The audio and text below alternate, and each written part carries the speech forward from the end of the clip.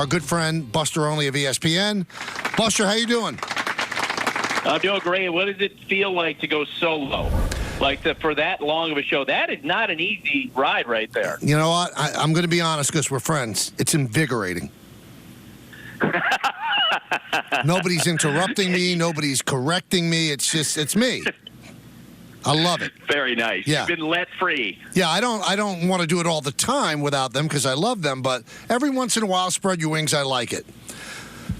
Nice. All right, so this Sunday Night Baseball is the Yankees and the Red Sox.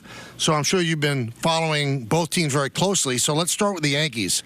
What has happened? I'm trying to wrap my little mind around it, and I'm living it. What are you seeing from outside in?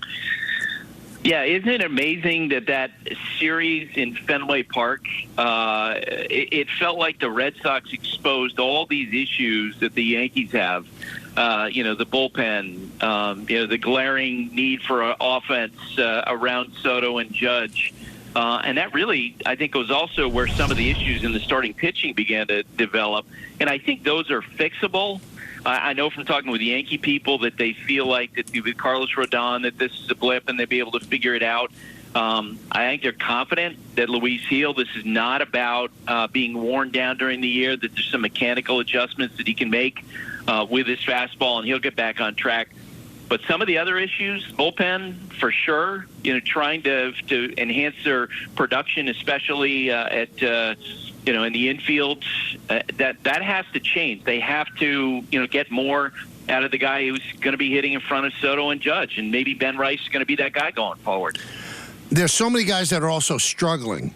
And, we've had phone calls that, Brian has to make moves, and I think Brian will make moves. But if guys like Torres don't hit and Volpe doesn't get back to what he was over the first 62 games, where he hit 290, and Verdugo, continues to slump, although he had 3. I think there's too many holes, Buster, to correct. Well, I don't think that because, for me, the priority for the Yankees needs to be their bullpen. Because you're talking about a team that's going to be playing in October, and, the old line, I think it was Buck Showalter was the first one I heard say it. In October, you win with bullpen and bench. And they need to upgrade their bullpen before we get to the trade deadline. That, to me, would be the priority. And then you hope that Torres, performs better. You do have the opportunity in the next 25 days to see what becomes available in the marketplace, what opportunities there. You hope that Ben Rice continues to hit. Maybe that helps to plug that hole at first base. And then you see what happens at third base. But they, I agree with you. There are a lot of issues that they have on the table. I think the bullpen has to be the absolute number one priority to fix. And, there's so many teams. The one across town, Buster, they need to improve their bullpen. Most of the teams that are in contention, so it's going to be a feeding frenzy. And a team like the White Sox could just sit there and go, okay, tell me what you're going to give me. Oh, I want more. They could hold people up for, I'm not saying pedestrian pitchers, but pitchers that might make a move, might make a difference. So I don't know who's going to get these arms and who are the teams that are trading these arms. Yeah, and one of the, knowing I was coming out with you, I texted some executives today, and I said, okay, who are, right now, the best bullpen guys if you want to go out in the marketplace and go get? First name I got back was Tanner Scott, left-hander from the Miami Marlins, who had some control issues last year, beginning of last year, beginning of this year. But it seems like he's moved beyond those again, and the perception is he's going to get moved. And then Michael Kopech, who in stretches, and we've seen it at Yankee Stadium, is absolutely dominant. And I think you're right that the White Sox are in an absolutely great position because the National League wild card race is such a mediocre muddle of teams that a lot of these clubs are going to stay in it and try to hang on to what they have, which means there's going to be very few sellers. Another guy is Carlos Estevez of the Angels, whose name is out there already. Maybe some teams will start to drop out of it. We're watching the Chicago Cubs offense continue to struggle. Maybe they put a couple of names out in terms of bullpen pieces. But at the moment, there's certainly more buyers than sellers, and there are not a lot of options to go to. We're all supposed to be experts, Buster, and the Yankees are playing the Red Sox tonight. And I didn't think the Red Sox had any chance of being a competitive team, let alone be a wild card team. And now out of nowhere, they have they're tied for the best record in baseball over, let's see, I have it right here, over their last 19 games with the Houston Astros. How did this happen? This is not a star-laden lineup at all. No, and they didn't spend any money during the wintertime. They've taken their payroll back something like $80 million in the last 5 years. And really, when you get right down to it, I mean, besides the fact I think everyone thinks that Alex Cora is one of the best game managers in baseball, obviously Andrew Bailey, Craig Breslow have done a good job with the pitchers they have, coming up with this pitching plan of, hey, throw your best pitch as often as you can and just pound the strike zone. But beyond that, you got to give a lot of credit to Chaim Bloom. I think there are legitimate questions about whether or not he was necessarily the best general manager for that particular market, because he didn't seem to move with a lot of urgency. At the trade deadline, he wasn't aggressive, and that's, in the end, wound up costing him his job. But you know what? In terms of collection of athletic talent, he did a great job, and that's what we're seeing with the Red Sox. Historically, as they, generally speaking about these teams, which have, banked home runs and good offensive teams, this is a very different Red Sox team where they're coming at you with athletes every day, challenging you on the basis as they did in that series in Fenway Park against the Yankees. You look at this 3-game set, which ends on ESPN on Sunday. I'll tell you what, Buster, if the Red Sox come in and boat race the Yankees and the Yankees don't straighten things out, they're one game behind them. In the American League, one game behind. It doesn't make sense. Who would have imagined? No, it doesn't make sense. And the thing is, too, is that, the Red Sox are doing this without the guy who is probably their second-best hitter, and Tristan Casas. He's going to be back at some point. They're slugging first baseman.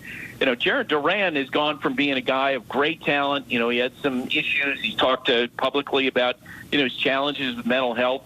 He has been one of the 10 best players in baseball the last 2 months. He's just killing it right now. And you have Rafael Devers and, the other, as I mentioned, all the athletes on that team. It is not a great team for the Yankees to catch right now, which is why I think in the end, if they're going to wind up having, turning things around against the Red Sox this weekend. It's on with Buster Olney of ESPN right here on the Michael K. Show. You mentioned Tristan Casas, right? I got to tell you. So I'm watching when the Yankees played the Red Sox on Sunday Night Baseball. And you guys had him mic'd up. I never seen a guy talk that much. I mean, it was almost uncomfortable. It was unbelievable. The guy never shut up, Buster. Well, I will tell you this. He was told going into it, hey, you know what, use the microphone for anything you want. If you want to, you can go talk to teammates in the dugout.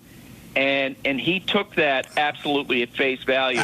I have not seen him since that night, but right after that game, I said, hey, nice job with the microphone. He just looked at me and goes, oh, no.